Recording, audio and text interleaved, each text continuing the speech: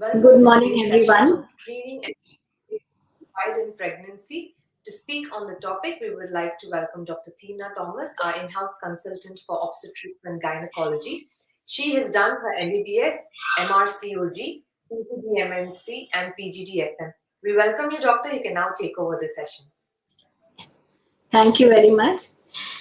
Good morning, everyone. So, today we are going to discuss on the topic of screening and investigation in pregnancy. So, pregnancy is a normal physiological process. So, any investigations or intervention that is offered to the patient or the pregnant mother should have known benefits and should be acceptable to the woman. So, any investigation or screening should be of benefit to the pregnancy and also it should be acceptable by the patient. If any pregnant woman at any point of time refuses to do any particular test, it is at the will of the patient, and you can withhold the test provided you have recorded and explained her the consequences of the same. So that is what screening in pregnancy is, the process of surveying a population of women with markers and defined survey cutoff levels to identify those at high risk for a particular disorder. Yeah, so when you do multiple tests during pregnancies, which are evidence based and which are already been prescribed to be done in all pregnant women, those are the screening and investigation tests which are done, which will tell us that out of the whole lot of pregnant women, how many may have a possibility of having this particular disorder, this or any particular disorder. So it is to screen out and investigate from a population certain pregnant women who are positive for certain conditions or disorders or abnormalities in the fetuses or aneuploidies in the fetuses. So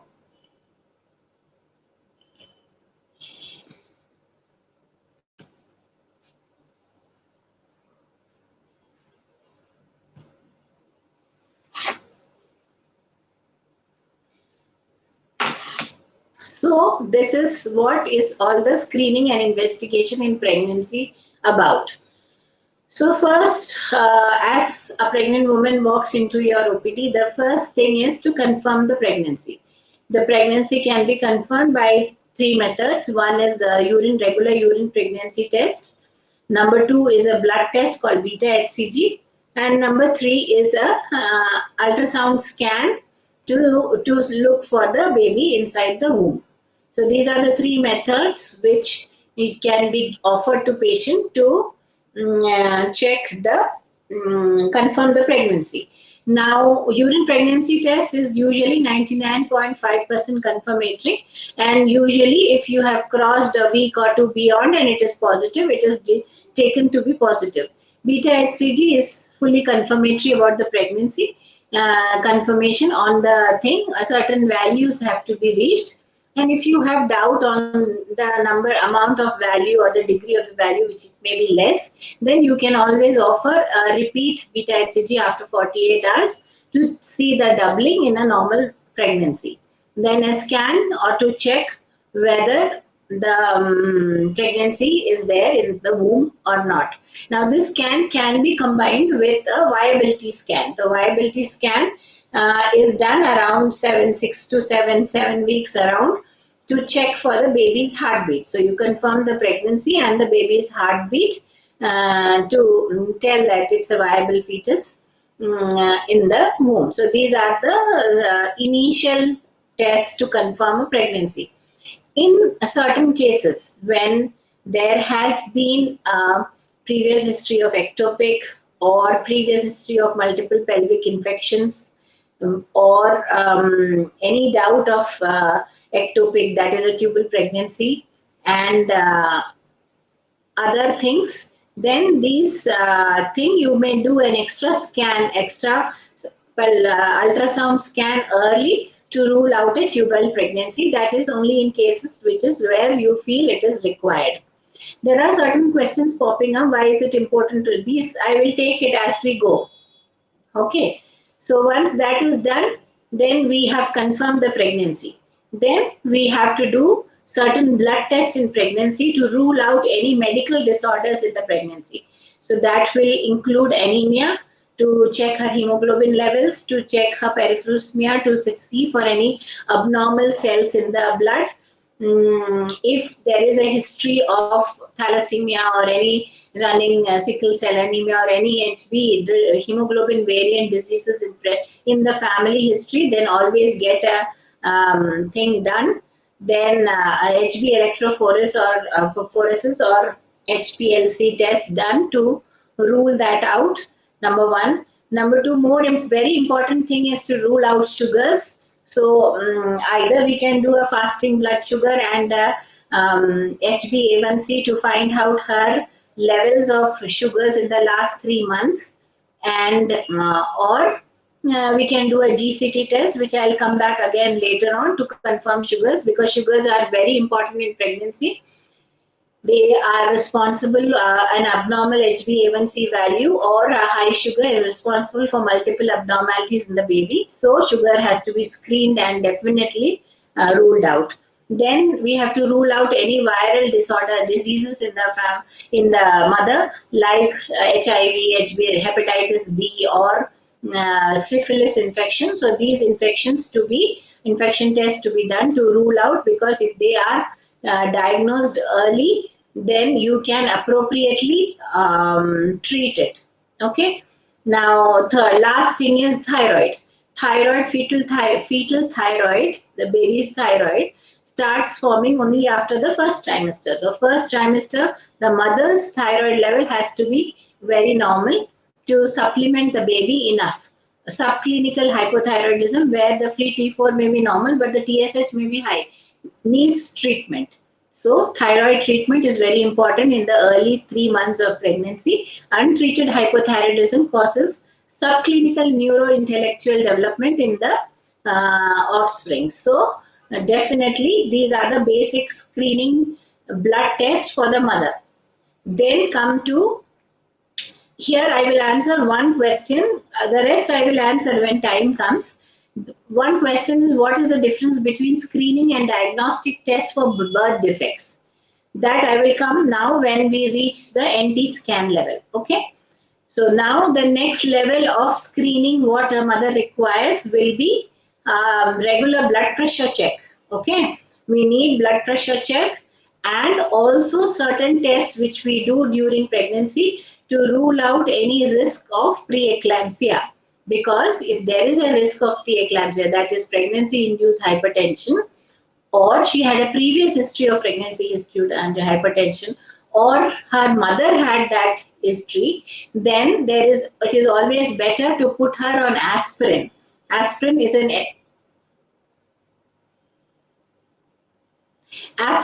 an evidence-based prevention method for all pregnancy-induced hypertension and growth restriction.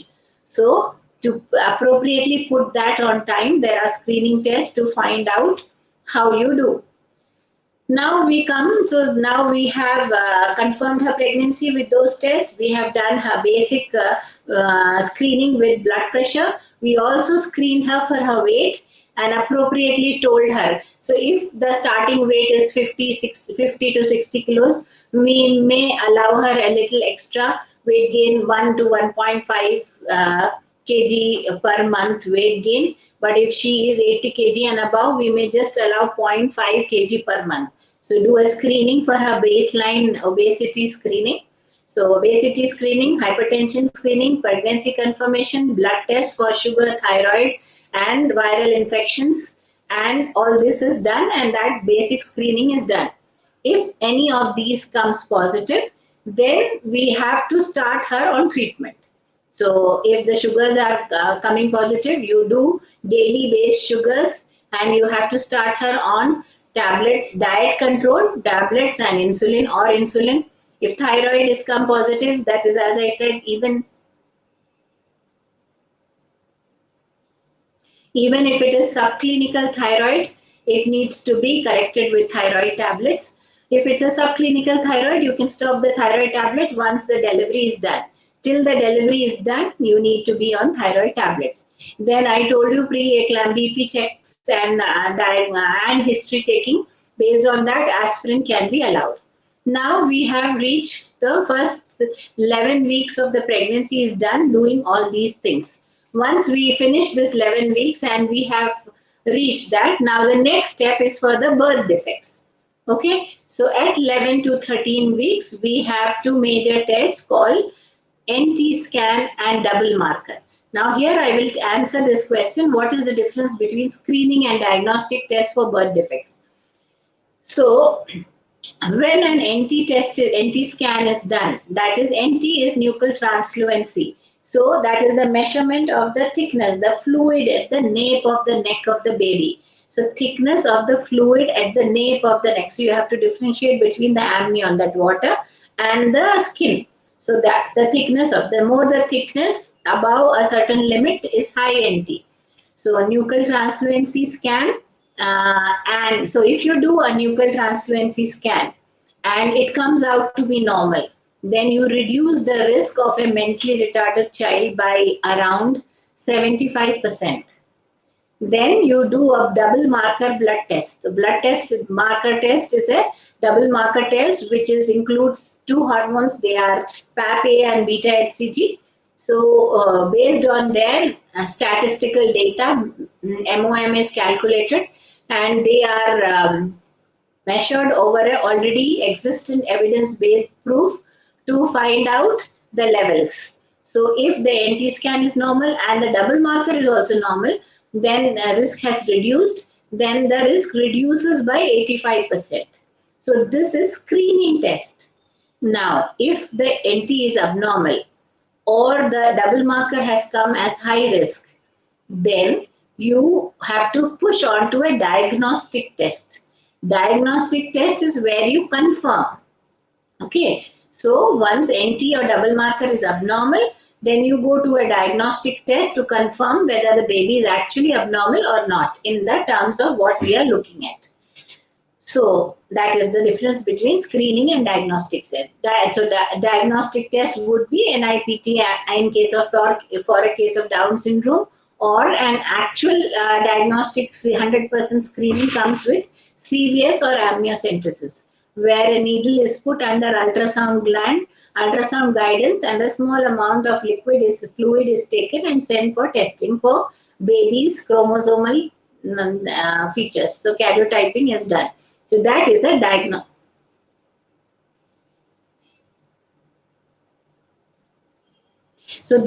diagnostic test. Okay. So NT scan is done now. NT scan. So NT scan has a specific period of time, 11 to 13.5 weeks. So basically 11 plus to 13.5 weeks of pregnancy, it is done. When the next question, can any signs of Down syndrome be detected during initial scan? Yeah, that is the NT scan only, not in the early pregnancy scan. Only in the NT scan it can be picked up. So one in the factor is NT measurement going high. Second is nasal bone should be. So nasal bone is a marker for Down syndrome. If you see a equivocal, that is lesser size, or absent nasal bone, it may be a marker, maybe, not always, a marker for Down syndrome. Okay, so that has to be tested. So further testing is offered. So when NT scan and double marker is normal, then you are screen negative for a Down syndrome. Diagnostic negative, no. Screen negative for Down syndrome. In a patient who is less than 35-36 years, when a screen negative of Down and NT and double marker has come, then we take it that you have reduced the risk for Down syndrome. In between, I would answer, what if I have hepatitis during pregnancy? So hepatitis can be hepatitis A called jaundice, needs just a treatment and symptomatic treatment and clearance, that's all. But hepatitis B or C can be transmitted to the baby. So at the time of delivery of the baby, immunoglobulin is given for hepatitis B. Hepatitis C, we don't have any treatment. And then that is for the baby. For your liver diseases, hepatitis, viral hepatitis and all, we have to monitor your liver function test, liver test to be monitored and carried on till a viable pregnancy is reached, or till the maximum we can wait for a liver test, okay, liver screening. So then that is done, it can be handled. Now, so glucose screening, we have already done the glucose screening. Once the glucose screening was done at the early visit of the patient, the second glucose screening comes at 24 to 26 weeks, which I will reach there and tell. So now we have 11 to 13 weeks, and we have found out that the NT scan is normal and the double marker test is normal. Now, if the patient misses to do a if the patient misses to do a double marker test, she has always had the option of going in and doing a quadruple marker test at around 14 to 16 weeks and beyond that also. So beyond 14-15 weeks, she has an option to do a quadruple marker test instead of double marker if she has missed a double marker. Now, if the NT is abnormal or the double marker is abnormal, then we move on to giving patient the option of doing a further testing, which are of two types. One is NIPT, which is a blood test. So NIPT is a blood test wherein the so once the mother crosses 11 weeks of pregnancy, there are fetal DNA, fetal components, baby's components of cell-free DNA comes into the maternal blood. So the NIPT consists of taking the mother's blood and removing the fetal DNA from those blood stream and taking out, so almost 15-16%, 3 to 15-16% of fetal DNA you can remove from the maternal blood, and then giving that blood for testing. So you can test for Down syndrome, you can test for blood grouping, RH status with that NIPT test can be done. So, and sex determination can be done, though we are not allowed to do in India. So these are the things which you can do in an NIPT test. So NIPT test can be used to find out a higher risk of Down syndrome. So once NT or nasal bone or double marker is an abnormal finding for Down syndrome, then you move on to do a NIPT test. If that comes to be low risk, then the risk of Down syndrome comes down by more than 99%. But if you do an NT and double marker, and in the double marker, the risk of other chromosomal abnormalities are high, like Edwards and other Patau syndrome and all that, then probably NIPT may not play a role. Then we have to offer CVS or amniocentesis. CVS and amniocentesis is an invasive test done at CVS is done before 13 weeks, few days, and amniocentesis is done after 15 to 16 weeks. So here a drop of fluid is taken and the baby's karyotype is determined through this. Since it is an invasive test, with CVS there is almost 1% plus chances of miscarriage. With amnio there is 0.5 to 1% chances of procedure related miscarriage. So that has to be told when these are told. So now amnio has been done, quadruple marker has been done, then NT double marker. So we have crossed all that stage. In this NT scan, we also screen for neural tube defects. Okay, any basic fear thing. So in the NT scan, we also check for, as I told you, the preeclampsia, the pregnancy-induced hypertension. So in the NT scan, if the PI value, the blood flow to the baby is the indices of the PI are very high, there is increased risk of pregnancy-induced hypertension, which calls for an aspirin. If there is a double marker, in the double marker blood test, if the PAP values are very low, that again calls for a high risk for PI. So low PAP will again call for a high risk for PIH or IUGR, intrauterine growth restriction. That again calls for aspirin in the treatment. So now we have reached almost 16, 17 weeks, and then all the screening and confirmatory tests have been done. Now we move on to 19 to 20 weeks where we offer anomaly scan. Anomaly scan is the main scan in pregnancy which looks for all physical fetal structural abnormalities. So all fetal structural abnormalities are looked into, like cardiac defects, central nervous system defects, fetal anomalies, cystic hygroma, diaphragmatic hernia, hydrops. So there are a lot of abnormalities. So proper abnormalities can be picked up on these scans, or absent limb anomalies. So these are proper abnormalities which can be picked up in an anomaly scan. There can be always also soft markers. So soft markers are normal variants. They in itself has no significance to the baby. Soft markers do not cause any abnormality, but if in the presence of two or more soft markers, you may have to look in for a diagnostic test. So soft markers become a screening.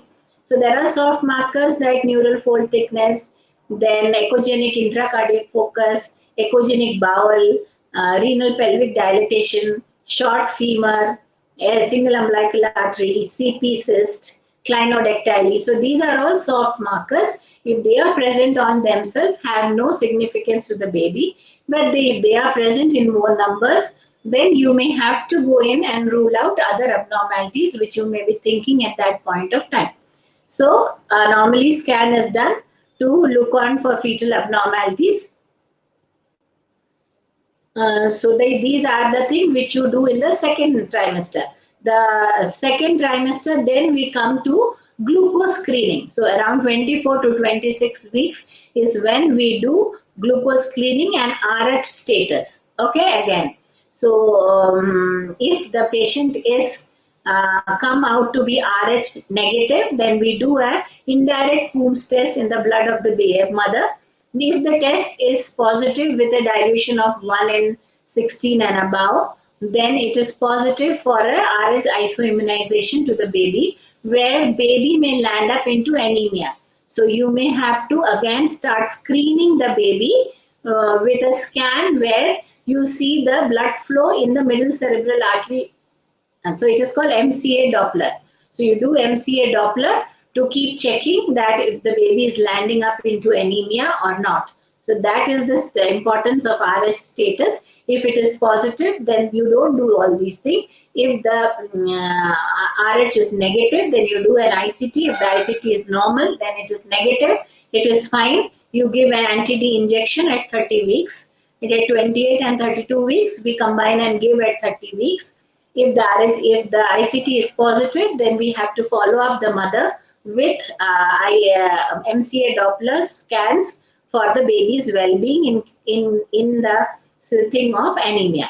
Then we do the glucose screening test. Now this is the most important test in pregnancy, OGCT, the DIPSI guideline, which is the latest guideline in India. So we follow DIPSI guideline. The DIPSI guideline says that you have to do between 24 to 26 weeks, where you ask for a fasting blood sugar to the mother. Once the fasting sugar is done, then give 75 gram of glucose to the mother, and after 2 hours, repeat the glucose test. The fasting should come less than 95, and the 2 hours later post glucose should be less than 140. So if it is less, then she is screen negative for diabetes in pregnancy. If it is more, then you are screen positive.